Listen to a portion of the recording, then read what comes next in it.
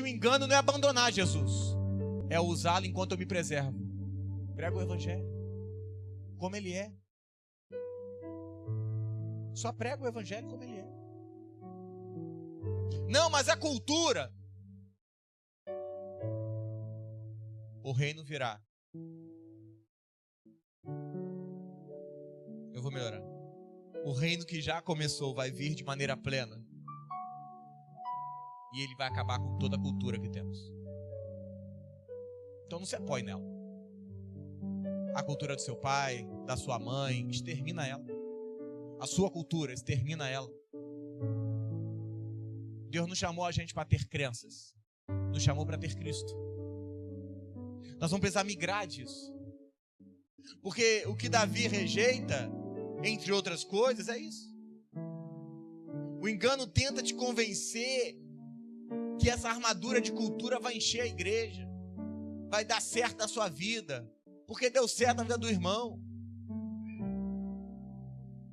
Mas o maior problema que enfrentamos não é o sistema religioso, é o meu eu interior. Porque nós estamos orando para Deus mudar o Brasil, mas nem permitimos que Deus mude a gente primeiro. Estamos orando para Deus mudar os governadores, os senadores, os políticos. Estamos orando para Deus mudar a estrutura, a economia, mas não conseguimos ainda orar para Deus mudar a gente primeiro. Ou estamos achando que a gente está perfeito demais já. O que eu razoavelmente acho que não tem cabelo nenhum. Nós vamos precisar mudar a oração. Porque a mente natural até estuda a Bíblia, mas não conhece a verdade. O homem almático, o homem de alma, vamos chamar assim para você entender, ele até consegue defender a doutrina da cruz, mas resiste a ela. Como diz o texto, o homem natural não compreende as coisas do Espírito.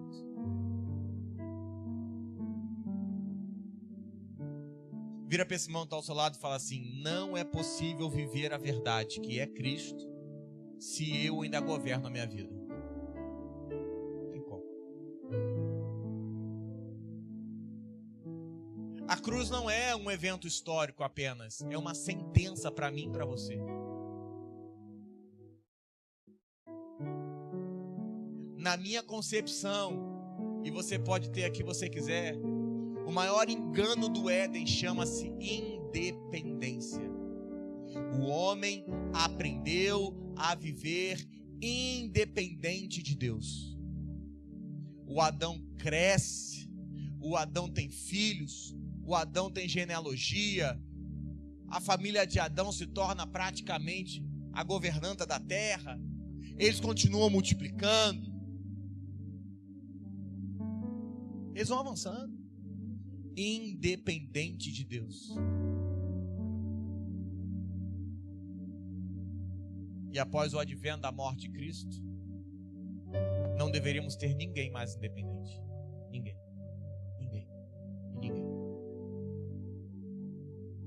A verdade não começa quando eu entendo a verdade. E hoje é bonitinho a gente falar que Cristo é nossa verdade, mas a verdade só começa quando eu me rendo a ela. Porque a verdade não fortalece o meu ego, ela crucifica ele. E hoje, me perdoe o comentário, a igreja evangélica repete o mesmo padrão do Éden, troca a dependência por autonomia espiritual. Quantos de nós já não oramos e Deus não respondeu e nós mesmos respondemos a oração? Vamos parar de hipocrisia. Quantos de nós? Quantos? Transformaram presença em programação, unção em técnica, discipulado em conteúdo, igreja em plataforma. Hoje o engano não é abandonar Jesus, é usá-lo enquanto eu me preservo. No fim, acredito que eu vou dizer, aí fora estão pregando que o confronto é entre a igreja e o mundo, entre a tradição e a modernidade. Mas o verdadeiro confronto é entre Cristo e tudo que ocupa o lugar dele. O pecado não começa quando eu erro na concepção da palavra executada, fiz algo. O pecado começou quando Cristo deixou de ser tudo. E o desafio hoje é retomar esse lugar onde Cristo é tudo. Porque a verdade não é um conceito, é uma pessoa. Louvor pode subir. Hoje eu vim orar, não vim pregar. Se Cristo for a nossa realidade, tudo mudará. Olha o que eu vou dizer, indiferente do que você esteja sentindo, indiferente do que você esteja vivendo. E eu espero que essa voz fale ao seu coração. Se a sua realidade não é ainda o que Cristo disse, ela ainda é um engano. Se renda para viver exatamente o que Ele disse. Eu repito. Se a minha realidade não está no que Ele disse, ainda não é totalmente uma verdade. A vida de Deus, a vida de Cristo, vai aniquilar tudo que o substitui. Inclusive eu.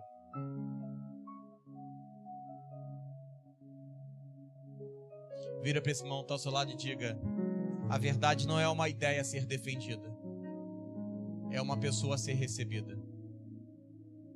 A verdade não se discute, ela nos atravessa. A verdade não pede argumentos, ela só pede rendição. E por incrível que pareça, Cristo não veio corrigir conceito nenhum.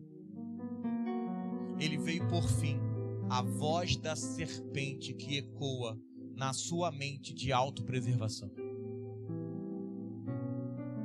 Ainda há em nós um sentimento de que vai doer. Talvez eu nunca neguei Jesus com lábios.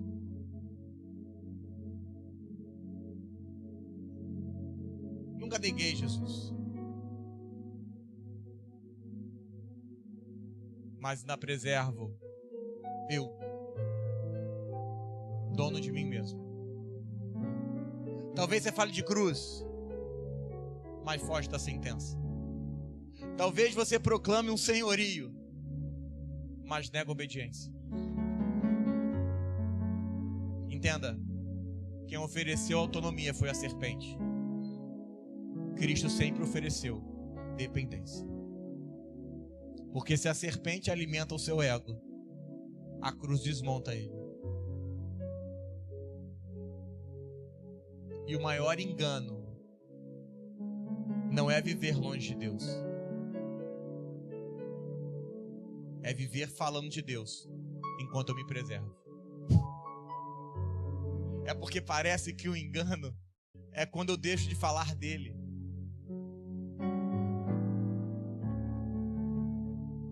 O engano é quando eu falo dele, mas ainda alimento os meus sonhos. É quase Deus servindo a mim. Me perdoa o que eu vou dizer. Hoje eu não vim pregar para você mudar de comportamento. Eu vim pregar para você voltar à fonte certa. Hoje não é um convite para ser mais espiritual. É um chamado para deixar de viver de si. Porque com certeza, se a cruz tocar o seu coração, a mentira perde e o ego vai embora.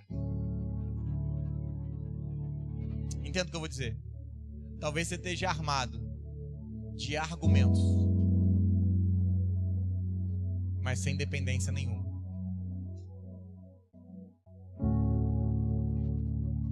Vira para esse irmão que está ao seu lado e fala assim: deixa eu te falar uma coisa. Não é sobre emoção, é sobre sentença. Porque se Cristo é verdade, tudo que não é Cristo precisa sair da minha vida. Toda autonomia, todo engano.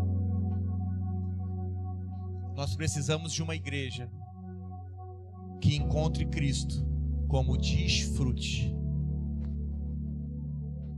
e não só como mensagem. Eu posso falar para vocês, eu conheço hoje um Cristo, eu desfruto de Cristo. Fique de pé. Hoje eu vim orar. Pode ir pra cá. Dá a mão para uma pessoa.